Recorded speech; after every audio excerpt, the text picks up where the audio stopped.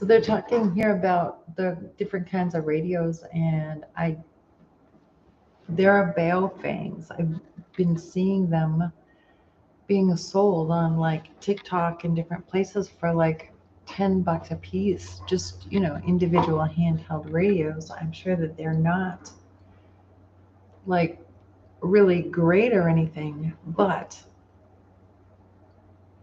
that feels like a really good deal. Kind of like having that thing, hanging it around your neck, you know, in a water, if you know something is coming. I know they were sleeping, but it really, I think it could have, fuck.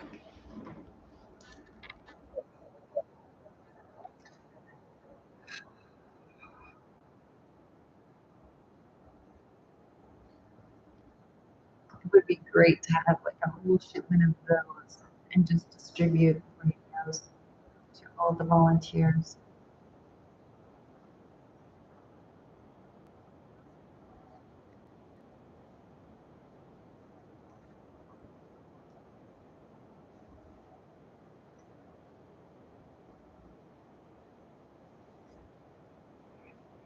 Would anybody be interested in testing of those radios and seeing how they work? Like, what do you get on a one of those cheap TikTok radios, handheld radios? What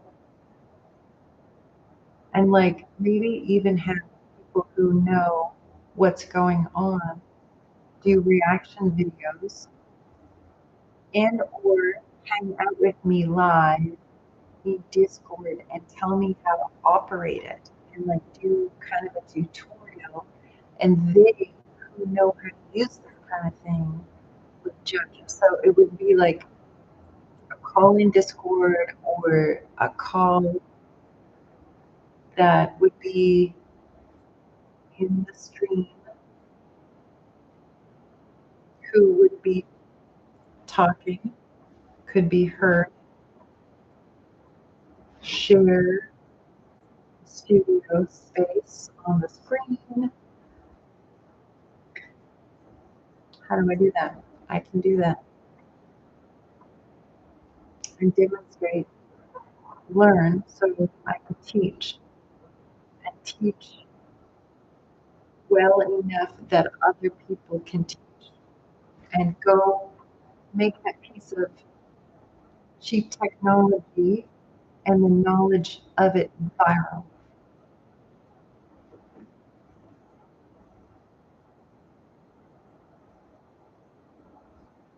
When I was a kid, I grew up rural, not really rural, but like I was on a party line, which was a telephone that was hooked to the wall. Okay. Um, my dad had a business, so it became an important thing, but I don't ever remember living in a time without a telephone.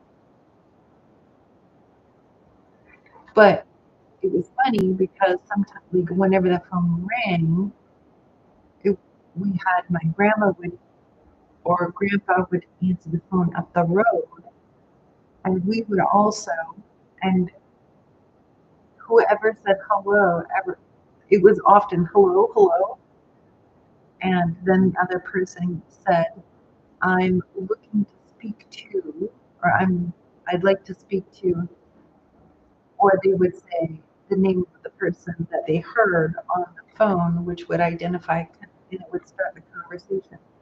The other person would generally hang up, but sometimes not. That's another issue all by itself. What if these cheap radios could be BLU? What if there were things like those radios that were BLU that created a mesh network?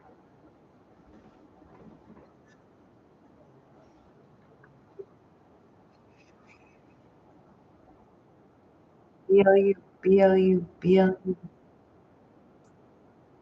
I don't know how far it would go though.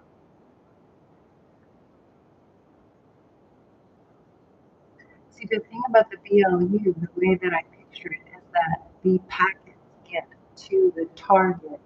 They just can take some time, and sometimes they may have to wait for a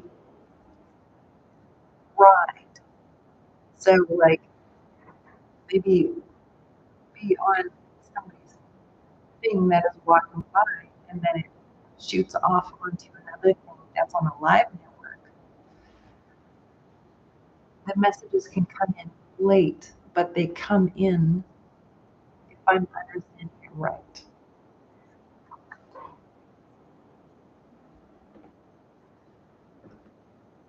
Oh, come on.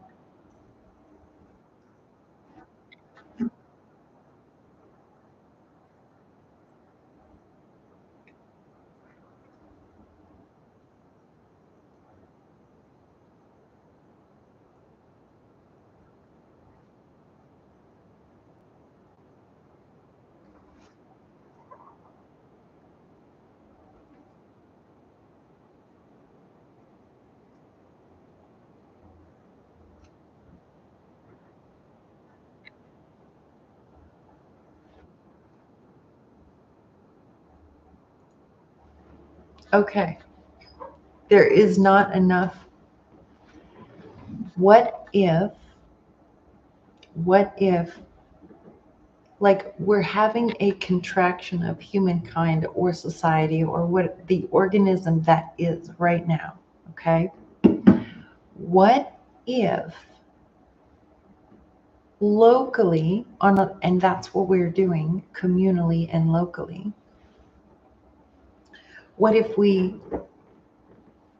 helped people understand it as the same kind of utility that my parents as young first householders understood, that that is the communication device to the local community. And it was built into the house. It wasn't mobile. It could be mobile, but it's like kind of like local radio plus the telephone. So if you wanted to be in the communication, and if you have a cell phone, right, you're paying at least $20 a month every month for this. Fine, fine. But most people are paying more, and it's my understanding that most people have it or have a telephone or a way of communication, even if it's still copper wire, which I think is preferable. Never mind. Excuse me. So what if it's part of a mindset of community to part of the relief that could happen there would be becoming a community. Don't wait for the government. Becoming an organization that helped set up these communication grids for local sustaining. Look, the solar panels, I don't know how well they work, but what if we had like people who were in our network who did YouTube videos that were testing all those cheap solar collectors, right? And were handy. And what if we had other people who had time? Like, what if we had a way to pre-activate people who aren't in disaster zones because they want to help too, but it's not necessarily monetary or donations. They want to donate their time and their physicality, but maybe they can't get there.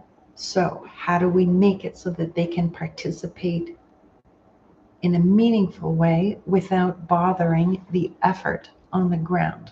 And what I say to that is that they need to communicate all of their skills, and they need to hold office hours, and we need to have like grief counseling, like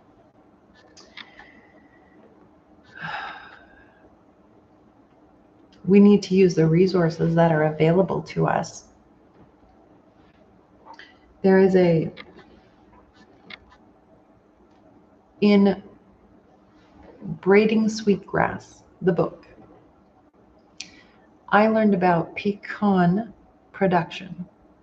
Pecan production means that the trees, we understand it now that the trees all produce fruit at the same year.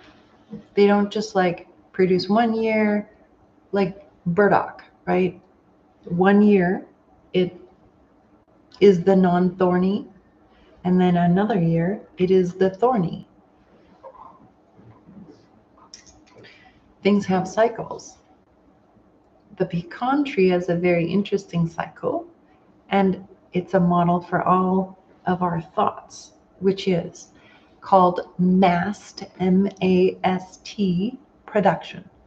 Mast production means that the pecans all across a continent go at the same year. And it implies that they all have enough spare carbohydrates to feed the population of hungry squirrels, humans, pigs, whatever eats pecans.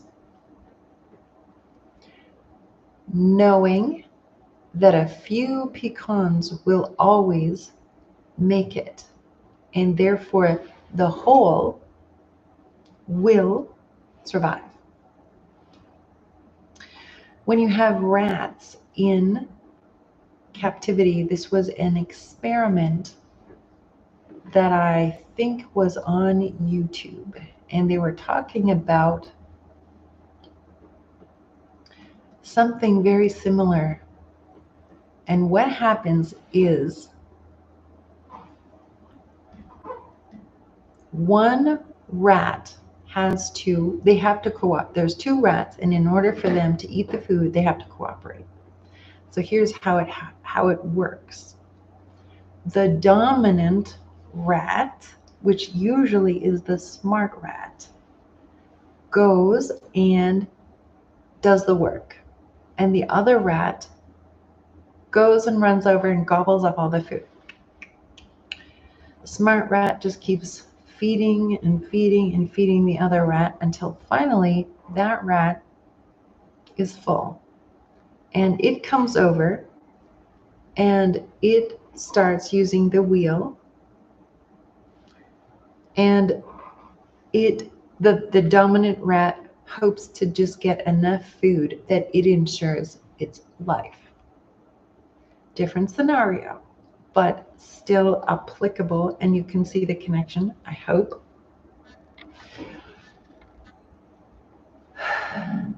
I can see the connection. That's all that matters. So I want to mass produce with you. And here's what that means in this particular scenario. I know how to collect the approved data, which means that we are assuring the authenticity and the truthfulness of the information by legitimately being on the ground, which means whatever the heads of different local organizations that you activate and already deal with, the consensus, not you, I don't know any of you, the consensus is, you know, as you talk to each other in a council, I'm sure there must be something like, okay, you guys go over there and you guys go over there, you know, like real human beings who know what they're doing. And you like figure out your own organization. It's kind of time to move up, so that if you trust this person, this person, this person, and this person, those persons can deliver their needs and their information to one person, kind of like a communications officer for a policing thing. And that person, I have done that job. I've been the 911 operator with the CB radio and all the computers. I've done that. But I know how to do it using free software. And let me get back to massed production. Massed production means that I know how to put out simultaneous data to all platforms, like as many platforms as I can. I'm looking at you, you're looking at me. Thank you. Thank you. Thank you for paying attention. I can put out the data to as many social media platforms so that it will sort of push the algorithm and the information makes it in. Now, if you trust this person, this person, this person, this person, and this person, there's a movie called Pirate Radio, and so it would be like pirate radio, but using this. Now, the next portion of it is to multiply myself by getting an apprentice, and that would be all through some kind of consensus that would already be pre-built, and that would be somebody that you trust who is not a on-site person. They are somebody that you know, maybe a vet, a disabled person who's pretty computer savvy. I can teach them how to do this job. And then you have nodes, organic nodes of communication without inventing anything. And don't worry about blue, BLU, that's for the future. We can do this right now with all the media, and that ensures if we have a lot of people doing this, because there's lots of nerds with video game rigs, lots of screens. Like I'm sitting here, I have my iPad, my phone, 2 screens or 1 screen on TV, 2 cameras. There's a camera in this. I've got my gimbal, I've got like, and I'm not unusual, okay? I need to be useful. I want to be helpful. I know how to do it. I know how to cookie cutter this so that it can spread. I can document it. I can hold office hours.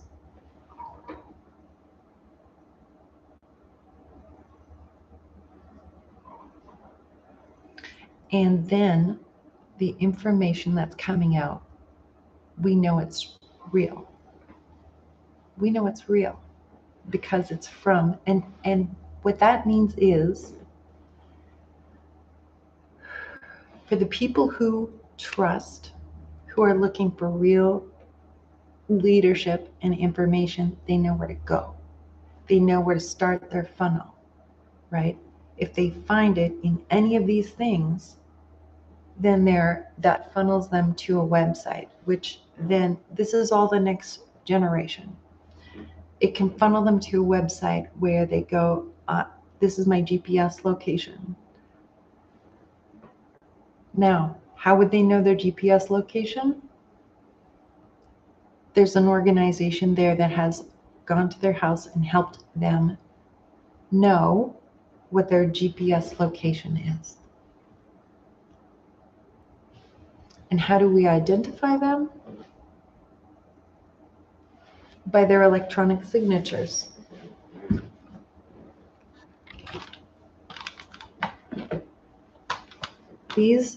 these things all are like a fingerprint that identifies me. Every single MAC address. Every single MAC address that I've ever been associated with is like a fingerprint, like a pile. That's why it becomes hard to become a gray man. I have to get going. I hope this gets to the right people.